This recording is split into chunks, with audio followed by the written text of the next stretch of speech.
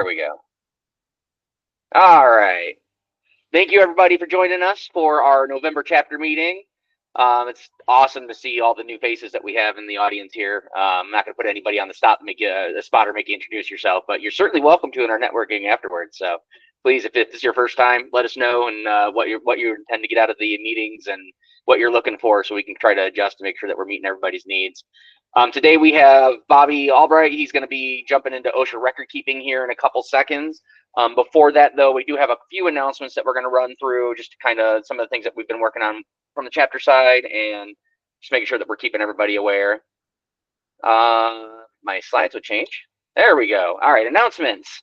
So we always want to give a shout out to our platinum sponsor, Indeed Safety. If there's any other organizations that want to be a platinum sponsor for our ASSP, we're certainly looking. We'll be glad to have you. So Indeed Safety is a safety consultation group that does some fantastic work, and they have been very involved in a lot of the stuff that we do, and have been very supportive of what we do as a chapter. So thank you to Daniel and everybody else that's involved in Indeed Safety. It's definitely something that we appreciate in helping us move forward as a chapter.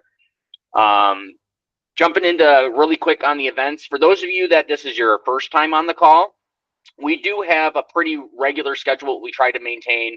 We're looking usually to do technical meetings third Tuesday online, with the exception of our next one, which I'll touch on.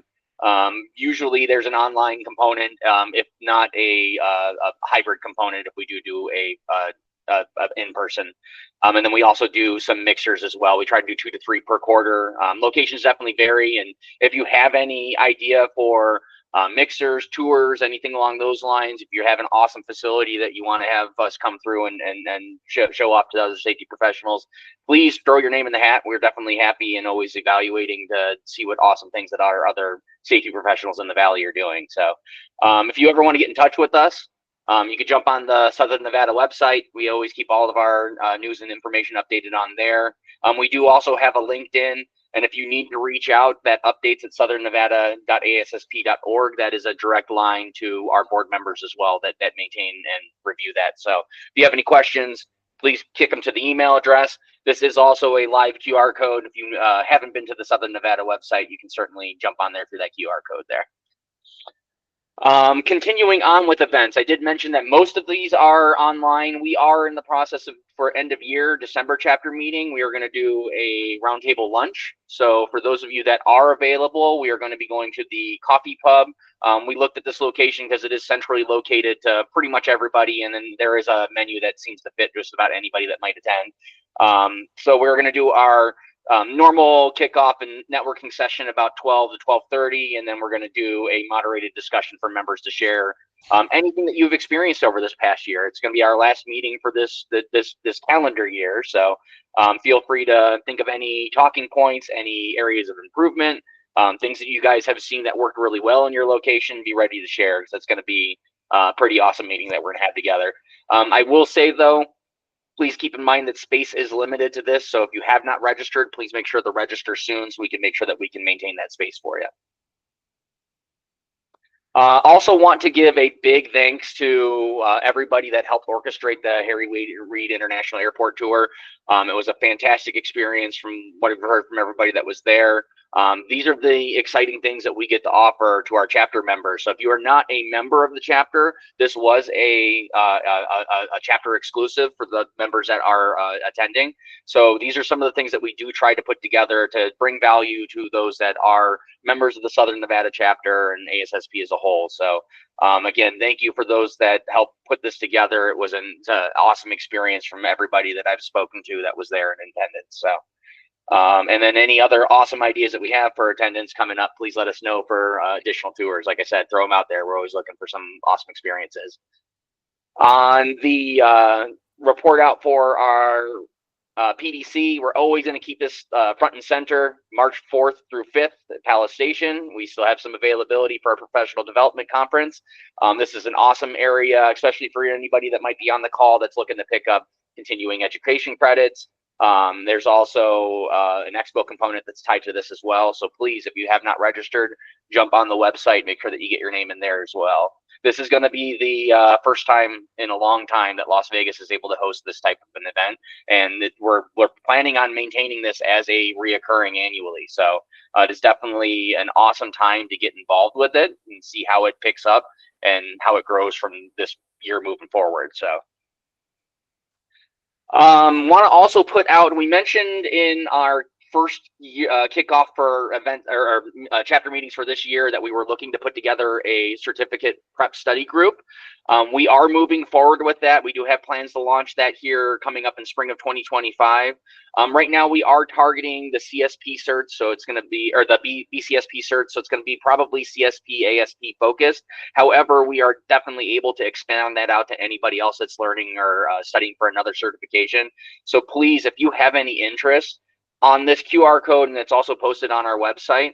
We did a survey a short while back just to kind of gain interest of who might be going through certifications and get an idea and list of names. We want to kind of brush the dust off of that now that we're getting closer to rolling this out. So if you didn't get your name on that last survey, jump in here, make sure that we have updated information so we can start reaching out and getting that going. Because that's going to be an awesome opportunity that we can create for our members, especially for those that are newer safety professionals or seasoned safety professionals that are just looking to get some additional credentials under their belt. Along that same line, our professional development fund. We've touted this for all of our meetings, but we are on, as one of our goals for the chapter this year, we do want to make sure that we're at bare minimum giving 2 $500 rewards to members that are seeking professional development. So going back to our CSP prep course, if you are in the process of looking for an additional credential and you need some financial assistance, or if you are in any kind of college program that has some kind of safety focus and you need assistance, please go in and throw your name. We have money that we want to make sure that we're getting out to our members. So we just jump on there, get your name in there so we can make sure that we can award this to everybody. I'm giving away free money, and where's the Batman? All right, so that's all the updates I have. Thank you, Bobby, for catching that one. I'm going to jump into Bobby's presentation here, unless you have anything additional. Bobby's also the one that is graciously heading up our CSP prep course. So is there anything additional that you want to give some peek behind the curtain that might be coming down their way? You know what? We're looking for, any topics that you feel that, there's, you need to gain some strength in. Of course, we're going to talk about test taking techniques. And those of us who have been through certification, which I've been through 2 of them, getting ready to go through the CSP myself, and also the CSHM. I've been through it. I've been down the road, and of course, looking to share experiences with other people that want to be involved. This, while I'm facilitating, I like to look at it as facilitating it. If any of our other seasoned members want to join in, and it can be a group effort to lead, it's all of us working together to help each other. So if you want a topic specific, if you want, guidance on the math side on any of the specific topics, throw out suggestions. Hey, I'd like to hear something on this topic or this topic. Let us know, and we'll definitely tailor it to each one of you. Excellent. Well, without further ado, I'm going to turn things over to the man that needs no introduction. You want me to quick share my screen? You can pull yours up? Yeah, go ahead, and then I'll pull up and jump in. See what happens here. If not, I got the presentation in here too. All right. A well-oiled machine is what we are. That's right. Here we go. Not a Mickey Mouse show. There we go. There's that one. I forgot to mention as well, as Bobby's pulling this up, we do have approval for 0.2 CEUs for this as well. So please, I mentioned before that we have the post-event survey in the chat. Make sure that you get your information in there, because that's going to be the list that we're going to pull from to make sure that we can get you access to the CEU credits. So. All right. Everything appeared to be going so far over there. Good. So far, so good? Looking good on my end. All right. Well, so far nothing's blown up, so I'm going to go ahead and get started. Okay. So welcome, everybody. Thank you for coming out this afternoon. And so what I wanted to do was I was approached about doing a reporting of injuries and illnesses. And what I really wanted to focus on for this presentation was something that a lot of times, even in our SCATCH training, which we have a 5-hour training that covers reporting injuries and illnesses, the 1904 CFR. I wanted to focus this on the electronic reporting side, since that was such a new thing, and there was some information that came out and that was approved last July. So I really wanted to focus that. So this isn't going to be, okay, are we going to decide if it's happened at work or it didn't happen to work? Does it meet first aid requirements? We're not necessarily touching on that. We already know all that now for this. What we're doing is, what are the ins and outs of the electronic reporting process? And if you look at OSHA.gov, there's a whole lot of information there on their ITA launch page. You may not know where to look. So hopefully, my goal was to get in there into the weeds, push everything aside, look through each page, and hopefully organize some sort of structure that allows you to take shortcuts and get right to the information that you need, because it is the season, right?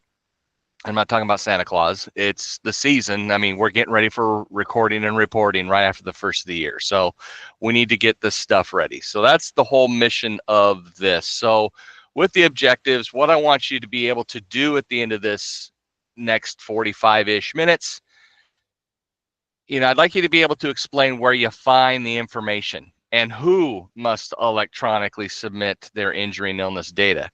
There's some definitive requirements and size of companies that need to report electronically. I also want you to be able to create an account in the OSHA ITA system. And that I did get a lot of questions on that one right after the first of this year, when this first came up, with a lot of people not sure how to go about creating the account, because it can get a little confusing at first if you've never gone down this road. It's actually a multi-stage process. And then lastly, upload data successfully into the OSHA ITA system. That is a big goal of this. I want it to go as smoothly as possible for you.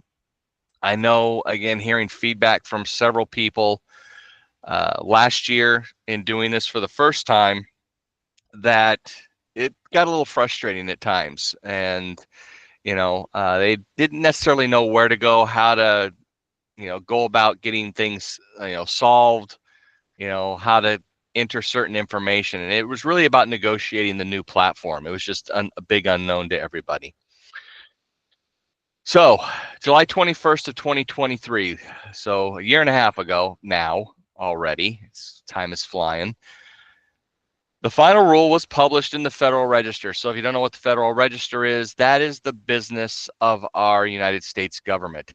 Not just the OSHA stuff, but anything having to do with our government and what they are doing, what is coming, what they are opening up, what has been approved and signed, what is going into the law, when the meetings occur, what the results of those meetings are, you name it, it goes here. So covers EPA, DOT, OSHA, and all the other groups that are government regulatory agencies that are in there. So if you want to see the news, go to the Federal Register. You can look up things through OSHA, and I'm going to give a quick plug here real quick.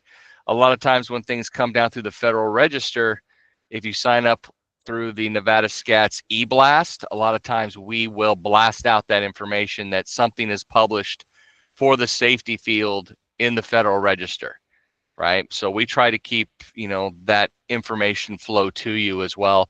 And again, we don't blow up your email on a daily basis. That's not our mission, like some places where you get 2 and 3 emails every day.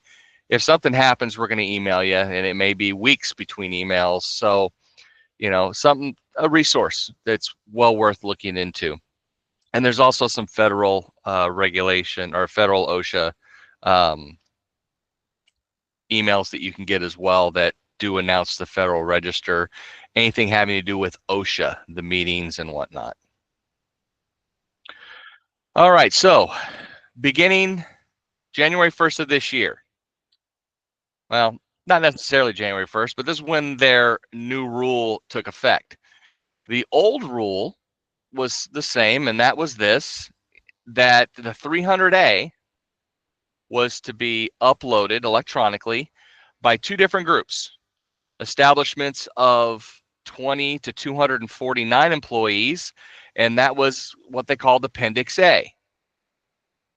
Okay, so Appendix A, if you look at the QR code, I've tried to give you specific QR codes that deal with each topic that I'm talking about. It's in the notes, plus the link is there as well. So if you do download the PDF version of the slideshow, you'll have all of this information that is scattered throughout here, individual information that explains more.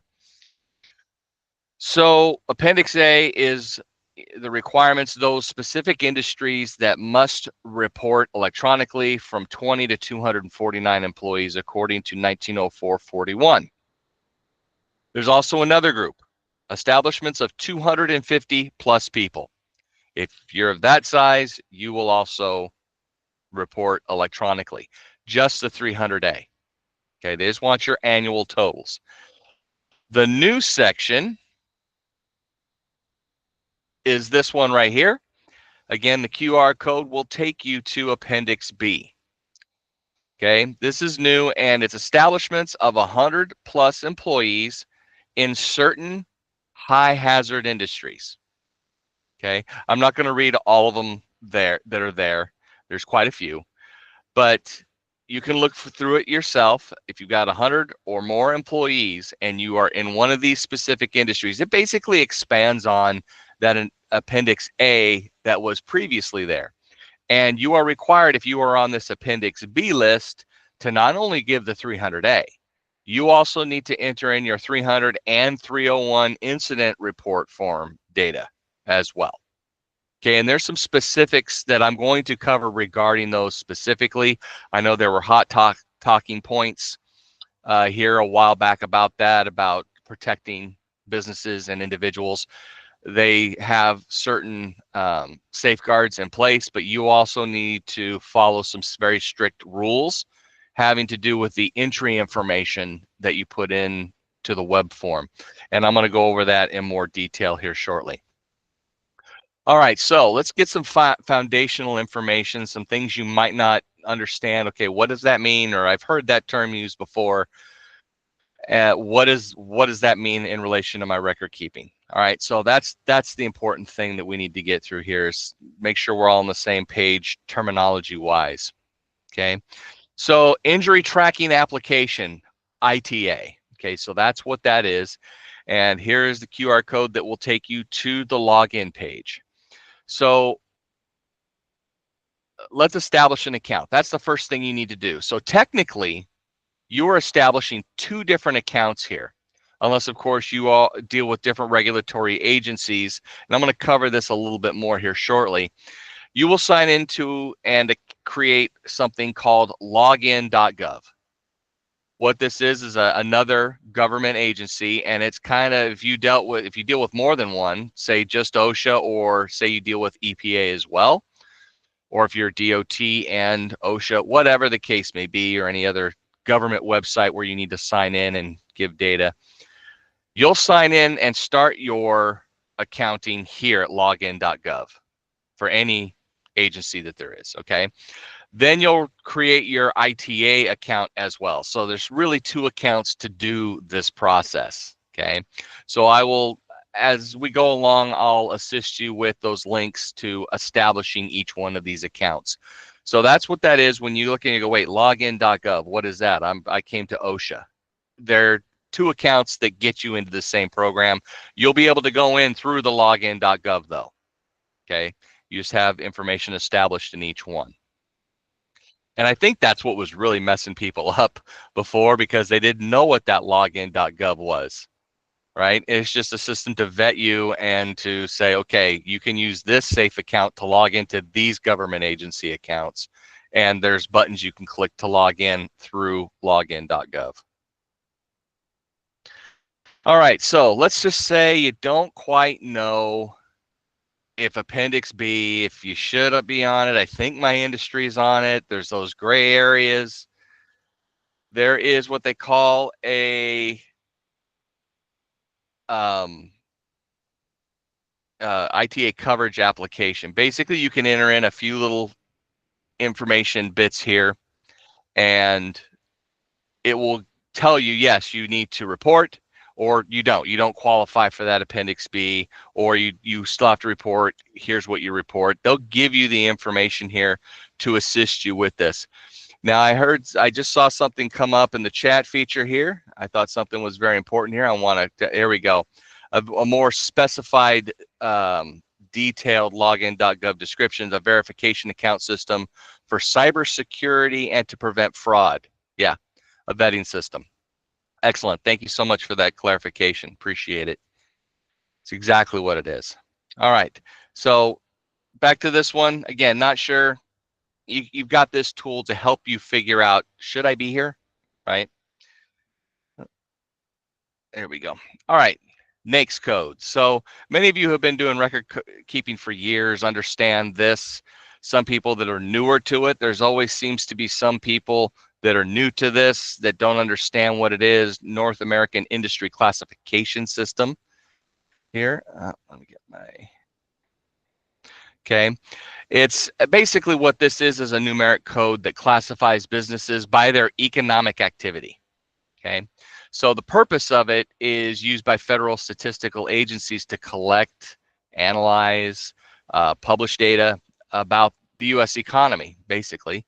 And they are also used for administrative, regulatory, contracting, taxation.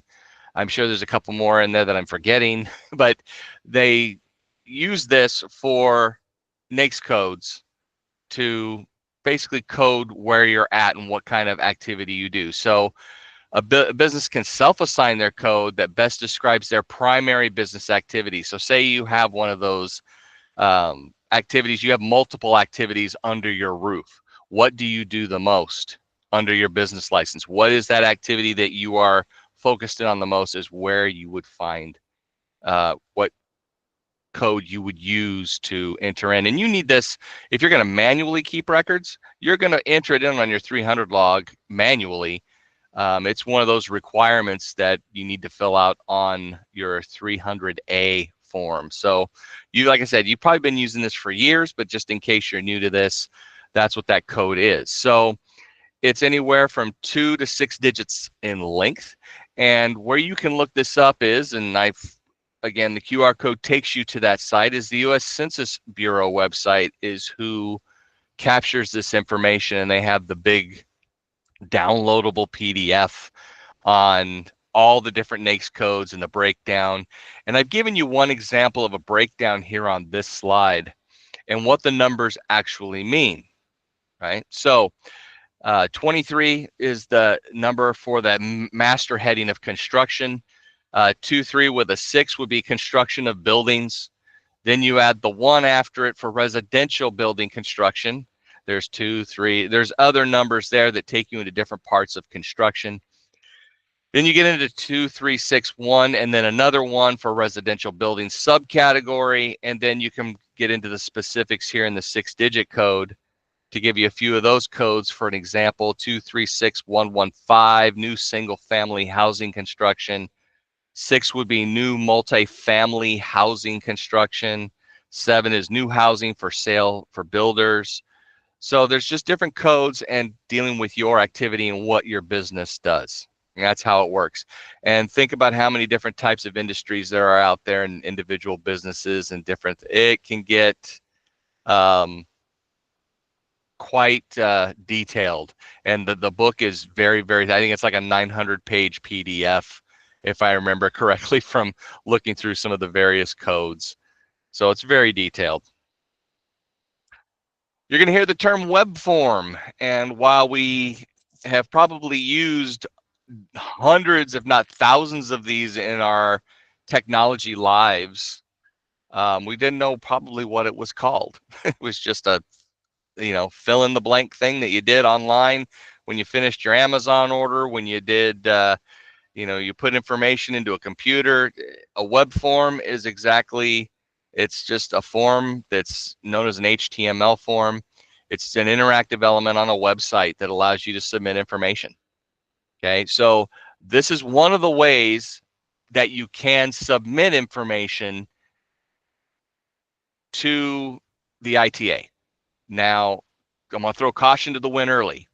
If you are a really, really big company and you have a lot of incidents just because of your sheer size and numbers of employees, my recommendation is don't use the web form because it's incident by incident by incident. So if you have hundreds of incidents every year, this is not for you. You want to go a different route, and we will cover those different routes later on. You'll want to use this format, CSV, or what they call a comma separated value. You're going to say, well, wait a minute, that's an Excel spreadsheet. It is. That's exactly what it is. It's an Excel spreadsheet, but what it is a very specific form, right, that allows plain text file format that stores data in a table structure. Okay, so each line of the CSV represents a row, and the values within a row are separated by commas is what it is. And that's how the computer program recognizes it. We use it here at SCATS when we go to upload data to websites. We use CSV files, and all it is, it's really simple if you keep up on this. I think the biggest problem where the frustration came in when people used this new electronic reporting system last year was the fact that they waited till probably February to start gathering their data. And so they were trying to learn the system on top of cramming for the test, so to speak, right? So try to get this and update it as you go.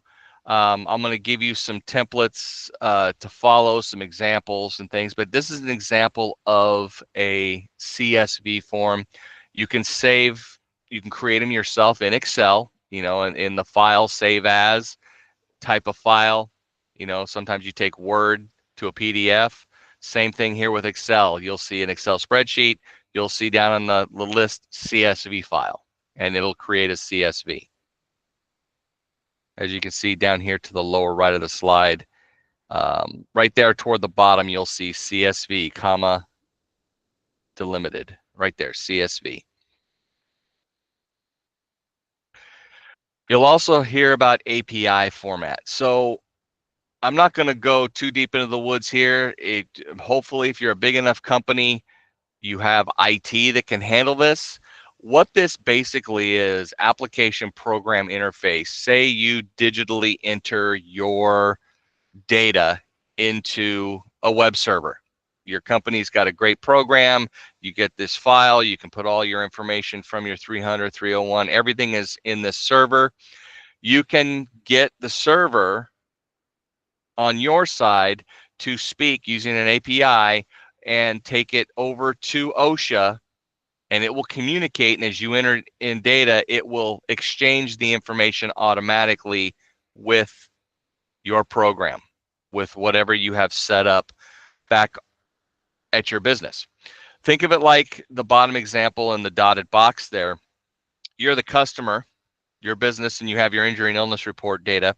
You enter it or make the order, put it in, and then the API, which is the waiter, takes it back to the kitchen, and it asks to communicate with the OSHA.gov ITA system. The ITA system sends back the order and says, okay, we'll accept your information, and you take it back to your web server, and it'll pull that information out. Okay, a lot more technical data there, and there are things to check your cookies and things like that. There's a button. You're going to see them on the home page. This is what your IT can do to help set this up, and there are instructions, again, via the QR code, more explanation on API system settings and how to do that. There's lots of documentation on how to set that system up on OSHA.gov as well.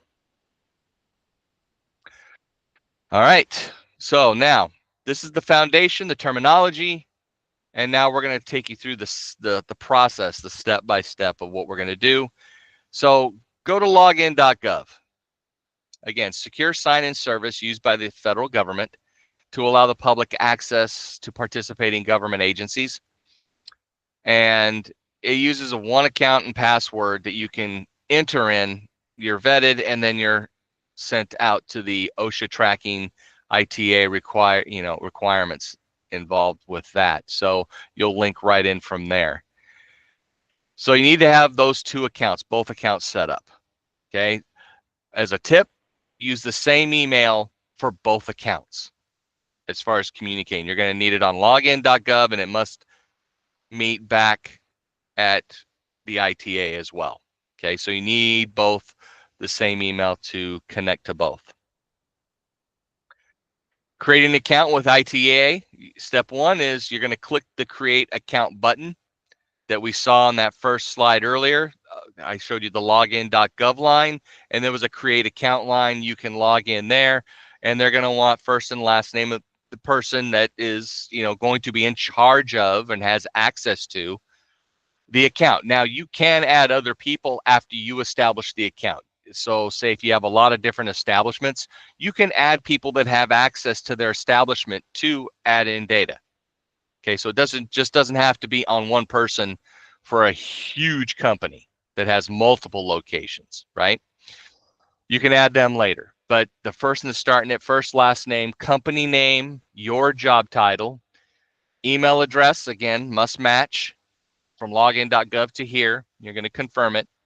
A phone number, and then choose your username, and then you're going to click that box that says, hey, you're not a robot. You're not a bot. And you'll start that. Then you'll go to step 2, which is terms and conditions on that site. And then lastly, login.gov. So this is a snippet. OSHA tracking application has transitioned its login procedure to Publix One account. You'll see that listed right here under step 3, and you'll log in and then go to the injury tracking application.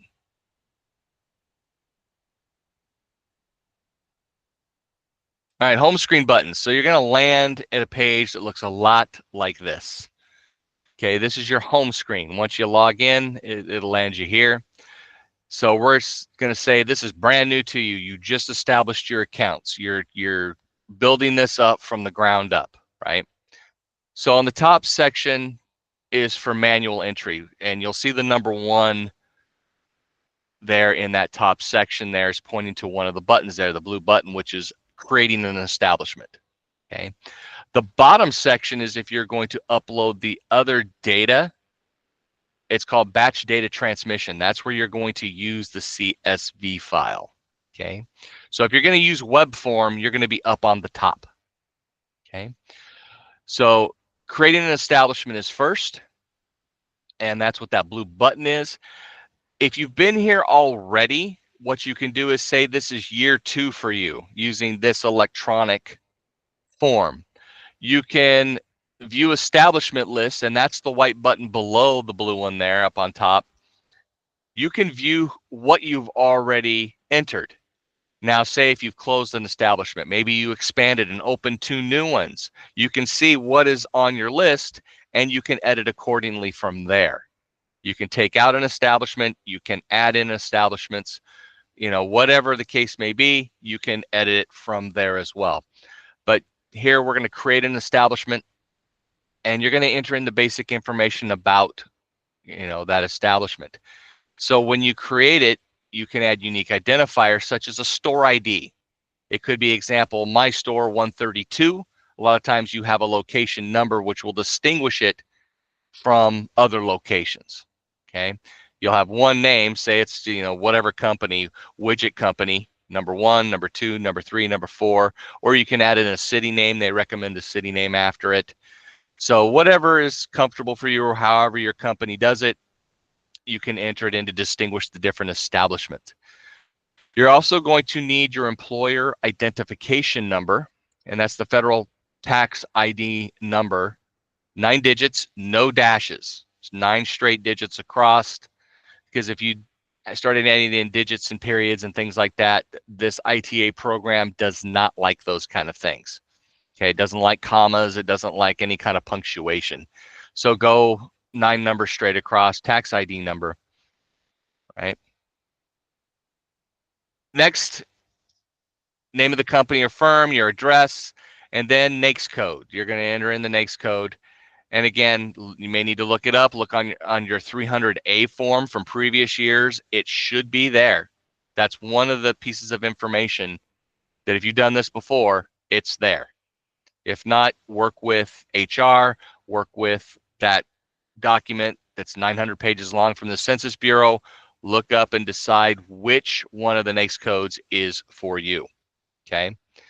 And you can see that down here, about 3/4 the way down the page. Are you a public sector, government, or private sector employer? It's going to ask you there down the bottom, and then size of the company, okay? Oop.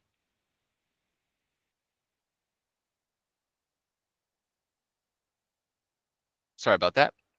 Hit a button. See, it almost blew up. All right. Next, view your establishments. So after you enter in that whole long form, you work your way down it. It's going to show up, as you can see down here with the red box here as an example. You will have the one establishment. Now you can go back in, add another one, and add another one, and keep going back and adding. Then once you get to this list that's going to populate, you can search establishments by any one of these search filters that are here: establishment zip code, establishment name, street, city, states, whatever the case may be, status. You can search specific ones if you're going to look for data that you've maybe already entered and you want to check it, you want to edit it, you can do whatever you want to do from this page. Okay, so viewing establishment list. Again, this allows you to make corrections, take in, add it out, whatever you need to do with your various establishments as they come in and go. All right. All right, let's look at adding your 300A data. Now that we have our establishment list there, what is the process? How does this work? So, web form. So you're going to click that top button here, add 300A data, and I do apologize for it being a little bit blurry, so I do have the add data there and then submit data. Add data is in the red box there for you, and you've chosen which establishment you're doing this for from the screen. So you choose an establishment, and you can, like I said, inactivate something just by hitting remove button. So there is a remove button. You can see here up on the top where it's a red button, remove selected establishments. You can check the box here to the left. You know, you can, like I said, you can monitor who is on this form, what establishments are there. So if you have a large firm and different people enter data from different establishments, there's an authorized users section for each establishment. You can get to that through here as well. So to add data, hit select 300A data, like what's in that big red box that says add data. No commas, periods behind or between any of the numbers, because what it'll do is it'll default and it will give you a error code. It won't accept the data, and it will tell you as much. It's pretty smart in the fact that it's going to be reading your entries as you go, and it will be doing edits to what you put in there, and it will tell you, no, that's not a good entry, or yes, it's been entered correctly. Okay. So once you've entered in your data, and we're going to get to that here in a second, you're going to hit then the submit data form, and a verification box will show up, just like over here in the green. 300A summary data has been added but not submitted. Okay. Then when you get to submit, you'll get a submission box as well. So there's steps each one of the way. Hey, are you sure you want to do this? Okay, we're going to do this. It'll give you a confirmation, and it will send you emails as well to say, yes, your information has been verified. Okay. Now, if it's busy time of year, like when everybody's doing this, like right around March 2nd, everybody's rushing, it may take a little bit of time to get that confirmation email. I've heard sometimes 2, 3, 4 hours from the times you hit submit to verify that you have indeed got your information in. So be patient with the emails coming back and forth. It's can be a pretty smooth process, but it can also be a little tedious and a little time consuming as well. All right. establishment web form. So here we go. And if you'll notice here, we've gone through the mire here and we've entered in all of the information about your industry. Now we're submitting numbers for establishment 1, right? So if you look here, number of employees, the average number of employees, they're going to put it in here. If you're going to start noticing, this web form looks a lot like your 300A form. We're in the home stretch here now, folks. If you know how to do 300s, 300A, 301, you're here, right? So this is what it is. And if you look here, it's even got the letters just like which match with your forms. So if you're taking this and manually entering it, this is what you've got. You can do CSV files here if you have a lot of them, but if you've just got 1, 2, maybe 3 of these, you'll take some time and just quickly enter in the data just like it is on your 300A, right? Which is page 1 above, page 2 right is the 300 form. What if you're going to do a batch file? You have a really big company, lots of establishment. I'm just going to throw a company name out here. What if you're Lowe's? What if you're Home Depot that has locations and store numbers all over this valley? Okay, you're going to want to use something like this, right? Or you have lots of data. Maybe you have only one establishment, but you have, oh, let's say 2,700 employees, and you have a high risk and you have a lot of incidents. Well, definitely that CSV file is where you're at. So look up here to the upper left on your screen here. We were just up top, and that's the manual data entry. Okay, that was the web form. So you're going to enter it in 300A by 300A. You have 2 or 3 establishments, great. Okay, but now you're going to use a CSV file. So you'll come down here to the batch data transmission, and you're going to click this number 3 here, which is batch file. You're going to read the instructions very, very carefully, which I have to the upper right of the screen. And the steps are, of course, reading the instructions. And it's just 1 page. It's not overly critical. It's not overly detailed, but you're going to want to make sure, just take your time. Because, again, having fielded several calls from people that were frustrated and they were trying to rush through last second to get this thing figured out, just take your time, read the instructions. They're very self-explanatory. Locate and select your file. So you should have your CSV file already created based off of a template. Based off, yeah, definitely easier than IKEA. You should already have these documents based off your templates and samples they give you on the ITA website. You should have it already built somewhere in your files, right? So you're going to choose that file. So you're going to click the choose file button, right? And it'll show up where it says no file chosen. All of a sudden, once you select it, it's going to show up there. So title it, you know, your store, the number, and then CSV, so you understand what you're loading up and you don't cross it with anything else. Then you're going to, after you select the file to upload, agree to the terms and conditions below. You'll check the box and then upload.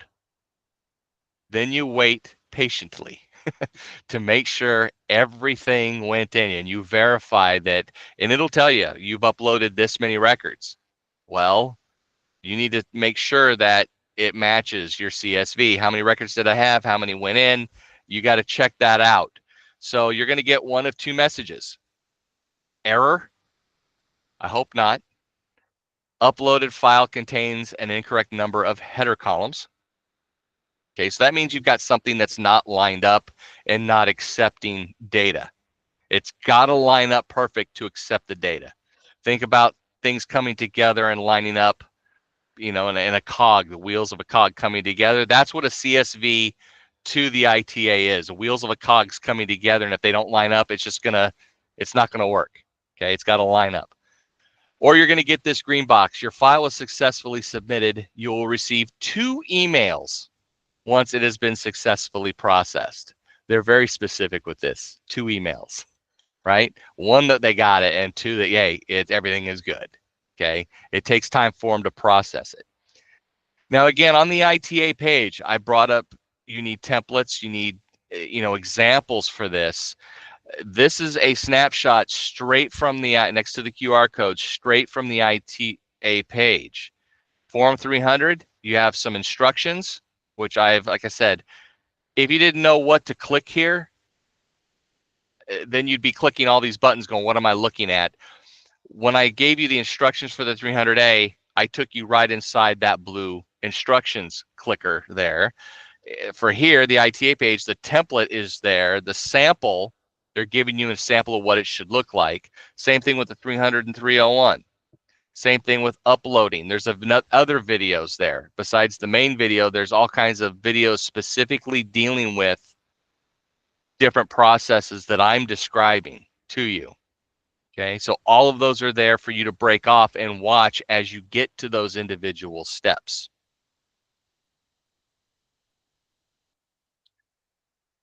Okay, now that you've added in, I mean, CSV files are that easy. Hopefully they're one stop. It's the creation part of it that's the tough part. Now, unless you have a data program that your folks can, program to create a CSV file, I'll get you in a second here, CJ. Create as you go. You can hit a button and boom, it pops up. That's great. But they're time consuming to create them, so make sure you keep time going. What you got there, CJ? I was just going to say, having had done the CSV upload a few times myself, when you go in, once you know where the columns are and you line it up, it's really just copying and pasting directly from whatever system you're maintaining your records already in. So it sounds like it's a lot of work up front. I promise once you actually get into it and do it, it's not nearly as bad as it seems like it's on the surface. No, yeah, it is. It's a really easy system once you understand it, once you get it lined up. That's why the template is so helpful there. The only thing I will caution is getting, like anything else in our safety profession, right? You get too comfortable with anything, you start moving too fast, and you go to copy and paste, and you don't copy and paste in the correct cell. Be slow, be methodical, make sure you're lining everything up, because you get whipping around and people get moving too fast, and all of a sudden they shift everything over and they don't even catch it. They were moving so fast, and then they get frustrated at that other end. But no, if you take it step by step, it is the easiest thing to do. Okay, it's like anything in technology. When it works, it's great. When it doesn't work, yeah, I hope you have a big bottle of aspirin sitting at your desk. All right, the new group, Appendix B. There's a QR code that takes you to Appendix B. So this new group was added through rulemaking, and this is the group that began this year. You need to add more stuff, right? If you're in this Appendix B, and that's that group with 100 more employees in specific high hazard industries. Okay, they're required to submit all 3 forms through the ITA. You may be one of the lucky groups that only has to do your 300A. With that, fantastic. You submit, you're done. You have to input the other data, and it's just they take both forms and they put it into one basic 300, 301, one button that you go. You don't have to do one for each one. Okay. So with that being said, let's jump into this. So looking back here at the home screen, you're back here and you see the batch data, you see your manual data entry for the web form version for smaller companies. The right here is an overview of where you're at. And so we're at step 2A for those, like I said, those group B here, the Appendix B. We're at step 2A. So from the main dashboard, upload 300 and 301. That one is down here under batch. Okay. So you're going to add or edit the 300 or 301 data. Okay. In the lower right, if you look here at the page, after you click upload, you're going to add and edit 301 down there in the lower right-hand corner of your slide here in that red box. Okay, that's the button you're going to hit.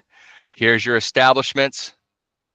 Okay, ITA user, ITA establishment. This is their test that they're showing you. So we're back here at the list of establishments. After you've chosen that one, you're going to add for that establishment. Now, we arrive at the next screen where we begin to enter data. And at this point, you're going to select Add 300-301 Data button, again outlined in red, to add a single case. Okay, a single case. If you're editing data already that's entered there, you can use the search filter below the button to search for a specific area, such as down here, you see these 3 fields that need to be filled in. Okay. So if you want to add single cases, you can search for previous entries from here. All right, so here's the web form version of this. Okay, so you're going to come across a red asterisk anytime there's something mandatory. If you don't fill this in, it will stop you dead in your tracks and it will not allow you to go forward. Okay, so take your time with it. And again, if you think about your incident forms, be direct, be specific, but don't get overly wordy here because you got limited space, but you want to get direct and to the point. Okay. So if you do not see a field on this form that you would typically see on your 300 or 301 form, that means OSHA is not collecting that data currently. I emphasize that word currently because, as we all know, OSHA has a right to change their mind when they so desire, and they could start collecting that data. Okay, but if it's not here, don't think you missed it. That means they're not collecting it at this time. So don't attempt to enter the data in other fields because you think it should be there. It's going to specifically tell you what it wants. So don't try to fill in the blanks here. Here also, we want to keep away, and you're going to have to edit yourself here, any incriminating descriptors of the person that you're entering about. So do not submit a worker's name, initials, home address of the injured individual, name of the physician or the healthcare provider, name or address of where the worker received treatment. Nothing that can connect back to any individual is to be kept here. Now, you will submit the worker's date of birth. You're saying, well, wait a second, right? That's an identifying marker, right? The date they were hired, and if you want gender, but it's not necessarily, there's no red asterisk by that at this point. Yes, in the future, there's an expectation. Well, there's an expectation now that if you manually collect this data, gender is part of it, but they're not necessarily collecting gender on this form, so there's no red asterisk there. So again, if you want to enter in it, it's totally fine. If you skip it, you can. Okay, they're not going to penalize you for that. Okay, so with that, your submission will not be rejected, so don't think it will be. But in protecting the worker privacy and identity, that birth date that you entered in will be converted to an age behind the scenes. So what they do with this data, they put it up, and you can actually access the data that's already been submitted from last year on the ITA site. You can say, hey, let me take a look at the data that's been submitted already, and you can filter that out and look at it. They convert that number to age, and it's erased from the memory after it's been converted. So the birth date, that's how they get around it. It disappears. And just an age, when they convert the record over for public dissemination, that's going to go away. All right, so that's how they protect themselves and the individual involved, right?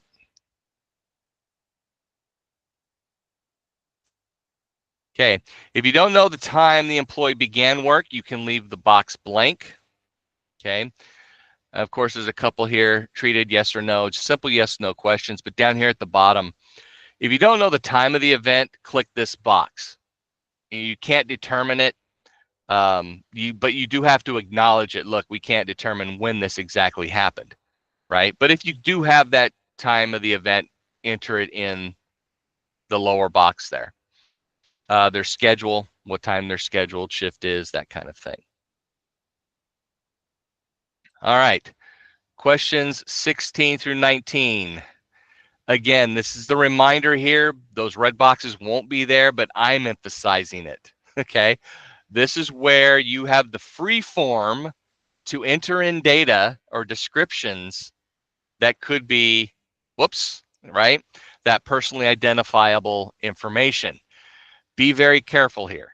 This is where you need to watch what you're entering, right? Again, no names, phone numbers, so definitely not social security number. They got rid of that years and years and years ago, right? Address, again, be mindful of what you enter in here, okay? And then, of course, you know, there's no red asterisks by it, but if there was a fatality involved, you can enter the date of death just like you do at the bottom of the 301 form. After you get all these fields filled in and you're very specific, and again, I always tell people when they do this part in record keeping class, you know, what was the employee doing just before the incident occurred? Think about, box yourself out. Don't even think about the incident. Don't think about that morning. Think about that, those few moments just before it happened. Give me that description right there. And if you start to cross those lines and tell me he climbed the ladder or he did that, no, what was he doing here? What was leading up to it? Okay, give me that 5 minutes, 10 minutes, 30 minutes just before that fits into this slot. Then go to the next question. What specifically happened? How did the injury occur?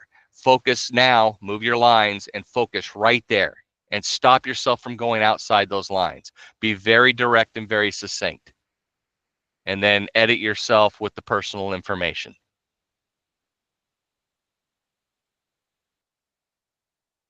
Okay, so you've entered in all this information, you've saved it,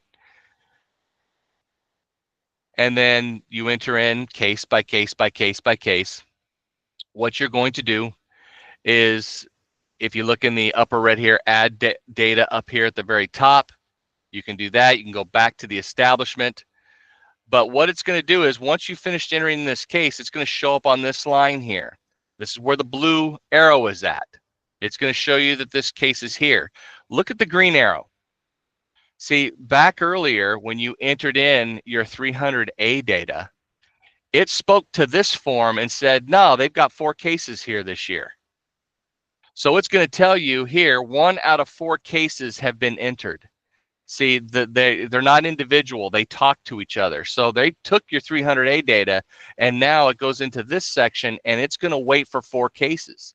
So it'll tell you, hey, you're not done yet. So you need to submit your next case. So you're going to add more data. So you're going to go back to the establishment, add the next one, add the next one, and keep on going, okay?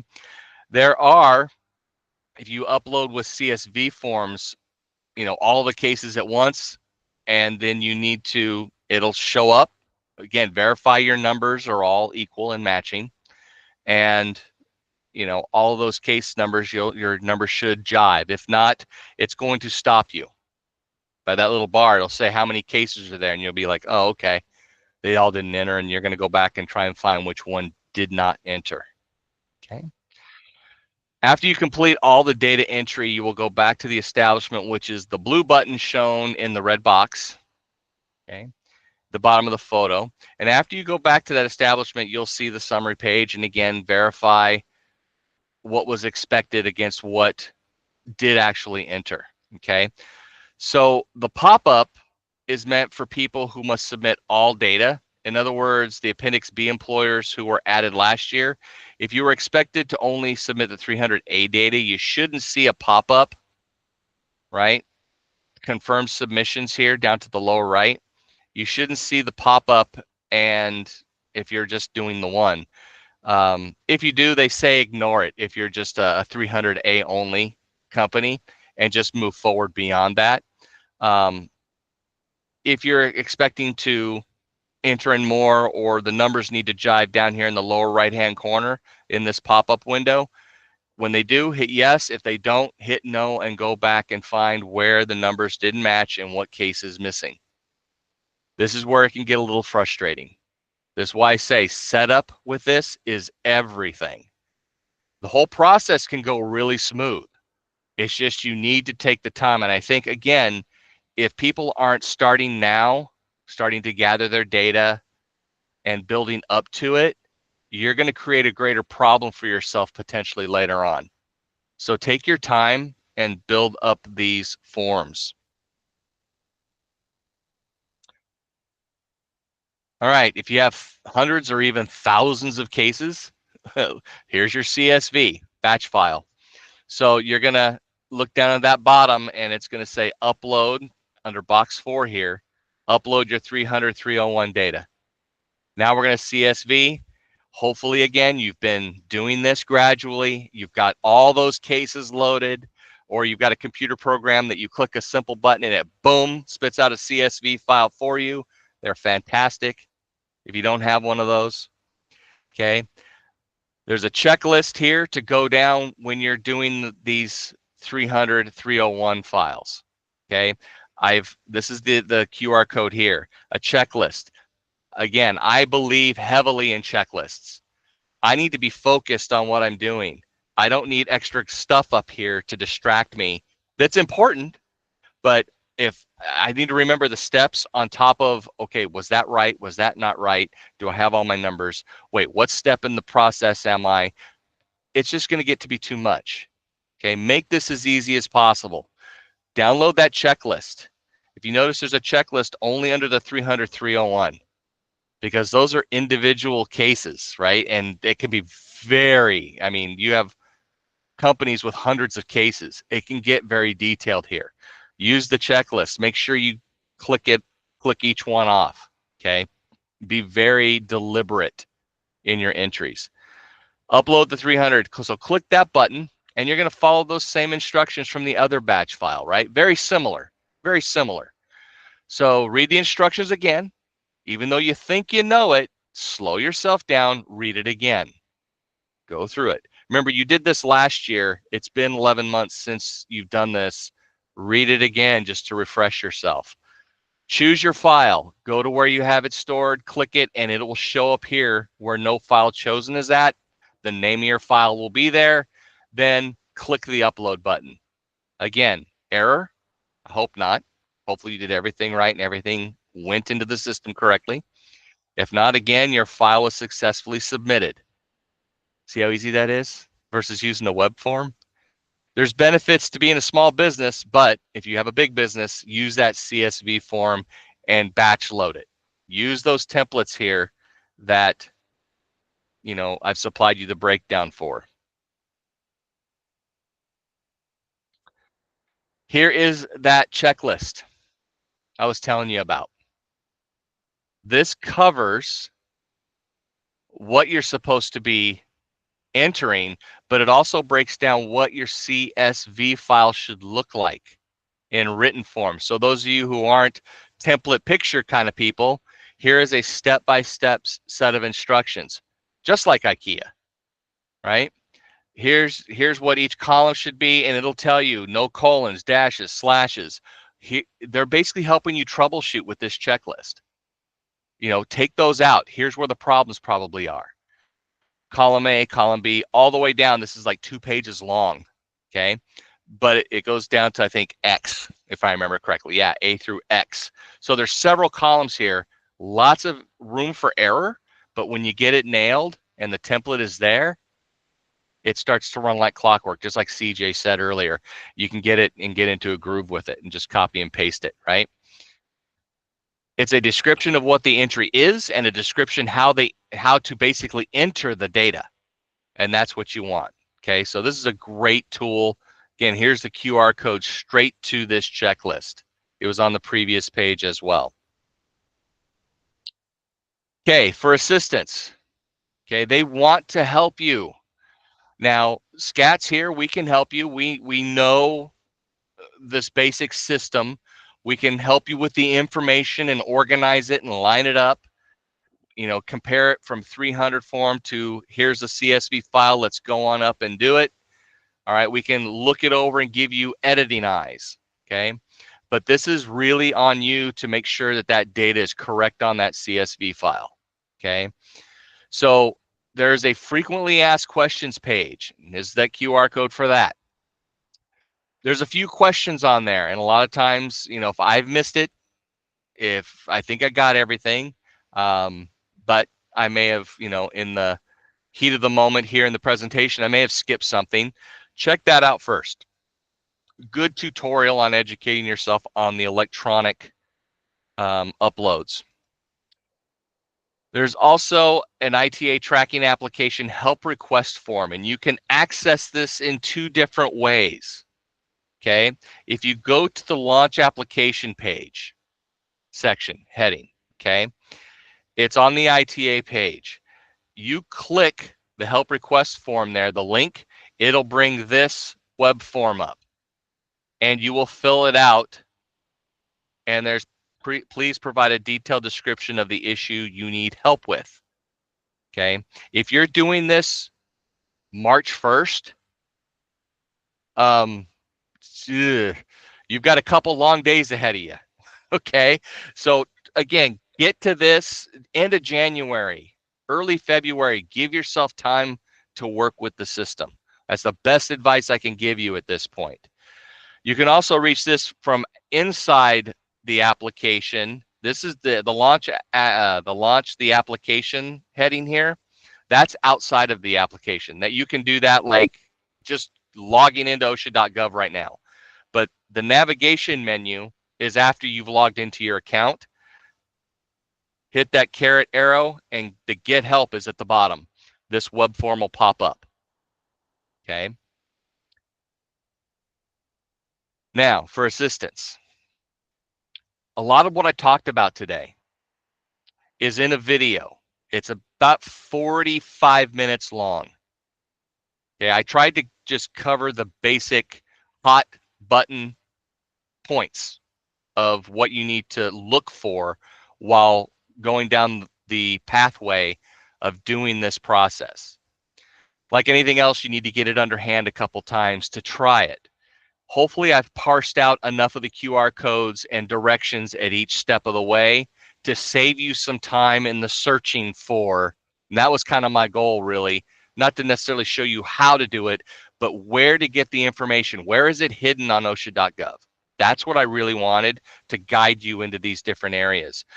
But this video, like I said, 45 minutes, and it will take you through everything I just took you through from the federal level, and they'll show you a lot of the same things that I showed you.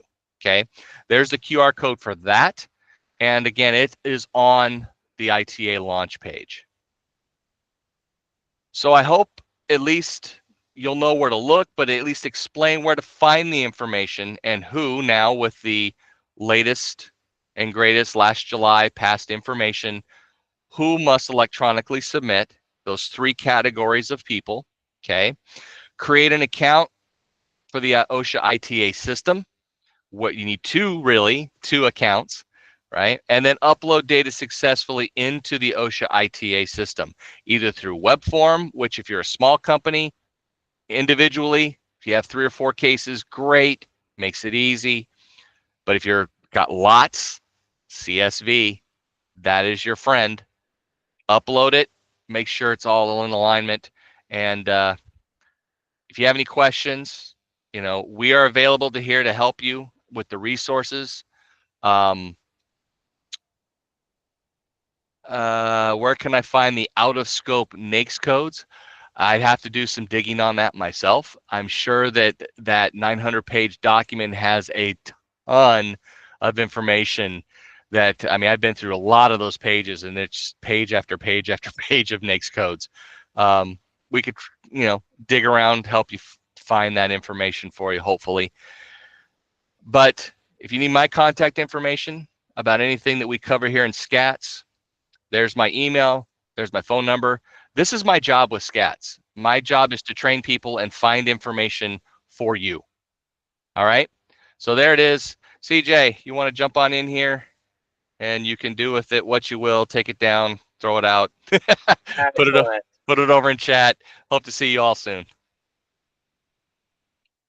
Thank you, Bobby, greatly for that presentation. It was fantastic information. Let's see if I can boot you from the share here. If you, yeah. There we go. Did you get it down? It's still showing, I think, on my side. There we go. Working now? I lost my meeting there. Uh-oh. There we go. All right. You're good. Hopefully everybody sees the post-meeting evaluation slide that's up. I also dropped the link in the chat so if you go all the way to the top of the chat box, That link for the post evaluation form is there as well.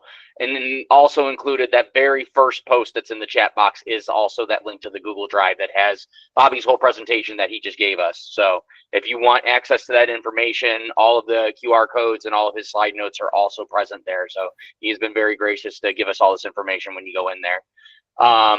I will say, having kind of navigated this myself in the past as well, who was it that posted the question about the NACS codes? Thomas. They have, oh, Thomas, yes. So keep in mind as you navigate this, you may want to work with your legal departments as well. I have found that you can have an organization that reports under multiple codes, depending on the business function and the reason that they're reporting. So for the purposes of OSHA recording, you do want to make sure that you're looking specifically for, like Bobby hit the nail on the head earlier, what code that is the most prevalent business operation that you're doing, because that can widely sway what you report under and what DART rates and incident rates you're compared to later. So make sure you are hitting that code appropriately for your business operation there. Other than that, does anybody have any questions for Bobby or anything additional that we want to kick out before we close out the recording of the meeting today? Yeah, hi, this is Craig. I just put a note in the chat there. I had a couple of questions about categories. Can I get in here and just ask a question? Please. Oh, yeah. Okay. First off, way back near the beginning, you mentioned the categories for public, private, and government. So where would, for example, the National Guard fit into that? I'm with the Alaska State Defense Force. There's my card. And we operate under Title 32, which is state. And I think the next administration is going to be using a lot of Title 32 because that's a workaround for posse comitatus, because that prevents Title 10 federal active duty from doing law enforcement work. And as you've seen in the news, there's going to be a lot of that coming up on the Border Patrol and things like that. So if our guys are mobilized and something bad happens to them, what category would they be in? That government. You're going to be a government entity, even though that's the category you would fall under until we are otherwise told. Okay, well, that's fine. I'm just curious about that. Let's see. And you also had a discussion about shift. Of course, in the aircrew world, it just depends on what you bid per month. You could be on any time of the day or night, any time zone, depending on where you're flying. Or if you're air traffic control, they have that Rattler shift, which is the backward rotating shift, which is exhausting. That's why they have so many airplanes landing on the same runway and all sorts of issues, because people are falling asleep in the control cab and so on. And of course, they went on strike about that, which was illegal, and Reagan fired them all. But that's another story. So, what shift would people like that put, or would they just ignore the question? As far as shift goes, which I don't. Maybe I misinterpreted something as far as one of the forms you're talking about, filling in shift. I don't think there's a shift section in there as far as specific shift. Oh, well, then I didn't understand you. I thought you said there was. Oh, no. There's nothing as far as shift or anything like that goes. It should, you're basically just your entity and who, what you're doing, what specific task you're doing. And that encompasses all shifts. Your company, your organization encompasses the whole thing. There is a date and time of incident that I know sometimes when BLS requests your data, that might be one that they would have you report on. And I know that they'll correlate that just to kind of see if there's incident trends that they're seeing at that same time of day across the board, but I'm not aware of it being in the upload. Shift is not collected. Because it's too varied depending on the organization. It's just the time. They preferably want it, and it's not mandatory. If you don't know, then you click it and you can go around it. Okay, thank you very much. Any other questions before we kill the recording and you can tell Bobby how you really feel about him? You confused the heck out of me now. Just real quick, can we point out that the survey link is also repasted. If you joined the meeting after CJ originally put it in, you won't be able to scroll back to it, but the survey link is in the chat box as well as the QR code. And if you plan on claiming CEUs, and if you joined with a screen name or a handle or something, please do either put it in the chat box or email us at the updates at inbox, or you could put it in, you can make a note in your post-meeting evaluation. If you know who you are, and that's okay, but just be aware, we can't give you your CEUs if your name here isn't first last. The presentation in PDF is available on the chapter's website. Yep. As well. I'll drop that link in one more time here in just a second as well. Good. That way you got it. And again, take your time, folks. I know it's like trying to cram this in. We covered this topic in 5 hours, and it never feels that that's enough time to cover it. Anything having to do with record keeping is very detailed, and it's just something you need to do a few times to really get it underhand. So please be patient. If you have questions, again, I'll shoot answers back at you, and we can spitball, solutions to problems on any level of this record keeping thing. Excellent. All right, we're going to kill the recording here unless anybody has anything additional that they want to ask.